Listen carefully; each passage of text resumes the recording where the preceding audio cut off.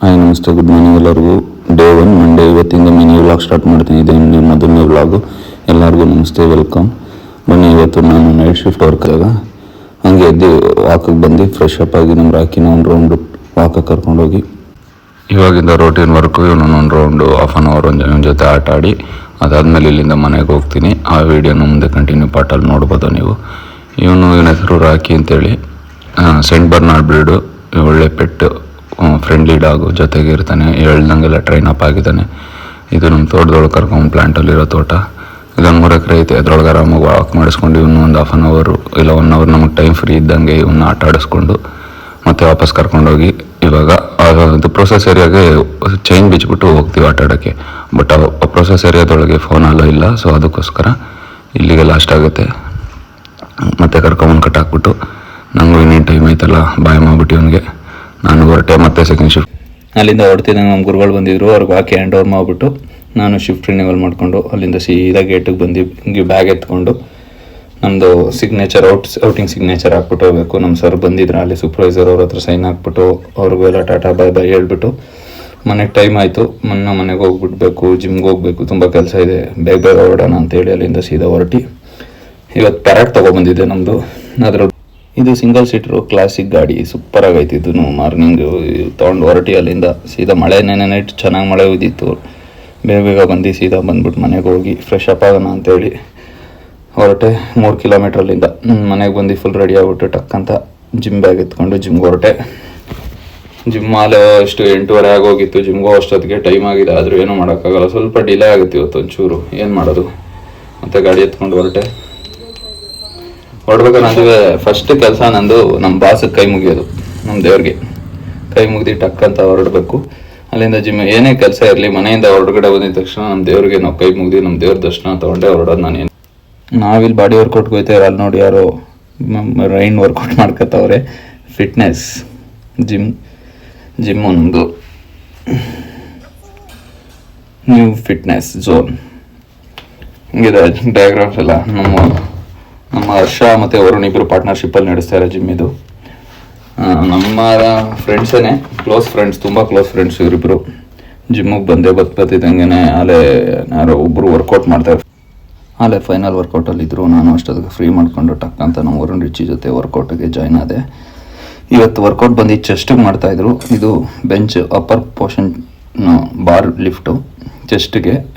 First workout 2.5 2ರಿಂದ 5 dumbbells ಹಾಕೊಂಡು workout ಮಾಡ್ತೀವಿ.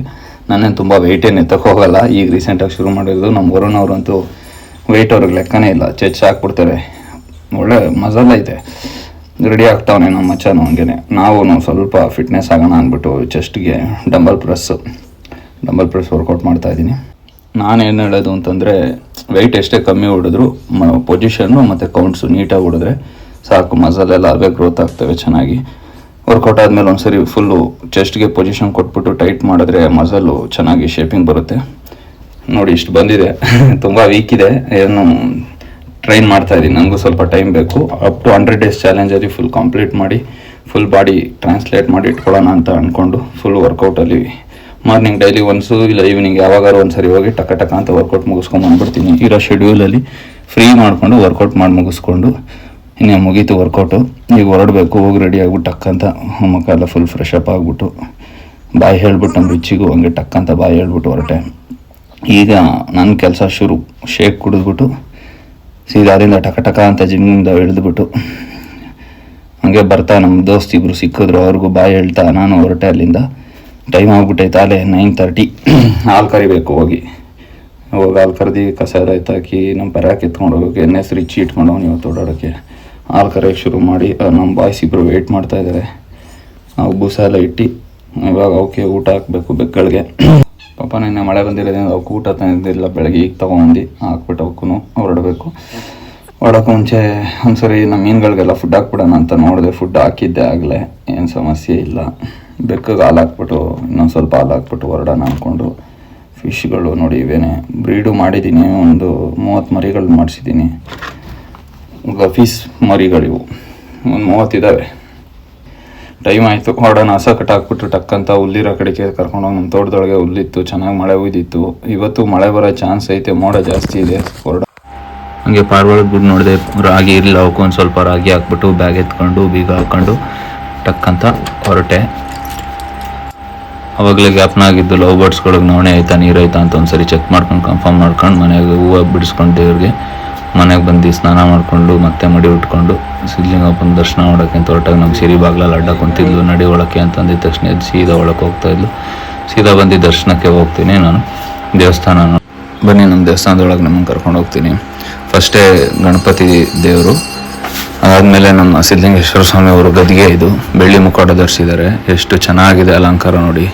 ಆಮೇಲೆ ನಾನು ಶಿವಪೂಜೆ ಮುಗಿಸಿ ಮತ್ತು ಗದಿಗೆ ತೀರ್ಥ ಪ್ರಸಾದ ಎಲ್ಲ ತೊಗೊಂಡು ಮತ್ತು ದೇವರ ಆಶೀರ್ವಾದ ದರ್ಶನ ಮಾಡಿಕೊಂಡು ನೆಮ್ಮದಿಯಾಗಿ ದೇವರು ನಾವು ಮತ್ತೆ ಒಂದು 10 ನಿಮಿಷ 15 ನಿಮಿಷ ಎಲ್ಲ ಕುಂತಿರ್ತೀನಿ. ಕುಂತ್ಕೊಂಡು ನೆಮ್ಮದಿಯಾಗಿ ಕಣ್ಣು ತುಂಬ ತುಂಬಿಕೊಂಡು ಆಮೇಲೆ ಎದ್ದು ನಾನೇ ಮಂಗಳಾರತಿ ಕೊಟ್ಟೆ. ಬಂದು ನಮ್ಮ ಜಯಂತಣ್ಣವ್ರದ್ದೇ ಪೂಜೆ ಇತ್ತು, ಮಂಗಳಾರತಿ ಕೊಡು ಅಂತಂದರು. ನಾನೇ ಮಂಗಳಾರತಿ ಕೊಟ್ಬಿಟ್ಟು ಒಂದು 5 ನಿಮಿಷ ಆದಮೇಲೆ ಮತ್ತು ನಾನು ತೀರ್ಥ ತೊಗೊಂಡು ಅಲ್ಲಿಂದ ಹೊರಟಿ ಪಕ್ಕದಲ್ಲಿರೋ ವೀರಭದ್ರ ಸ್ವಾಮಿ ದೇವಸ್ಥಾನಕ್ಕೆ ಹೋಗಿ ಮಂಗಳಾರತಿ ತೊಗೊಂಡು ಅಲ್ಲಿಂದ ಹೊರಟೆ. ಇವತ್ತಿಂದು ಹೋಗ್ಬಿಟ್ಟು ತಿಂಡಿ ಮಾಡಿಬಿಟ್ಟು ರೆಸ್ಟ್ ಮಾಡಿಕೊಂಡು ಮತ್ತೆ ಸೆಕೆಂಡ್ ಶಿಫ್ಟು ಡ್ಯೂಟಿಗೆ ಹೋಗ್ಬೇಕು. ಬಾಯ್ ಎಲ್ಲರಿಗೂ. ಲೈಕ್, ಕಮೆಂಟ್, ಶೇರು, ಸಬ್ಸ್ಕ್ರೈಬ್ ಮಾಡಿ ಮರಿದ.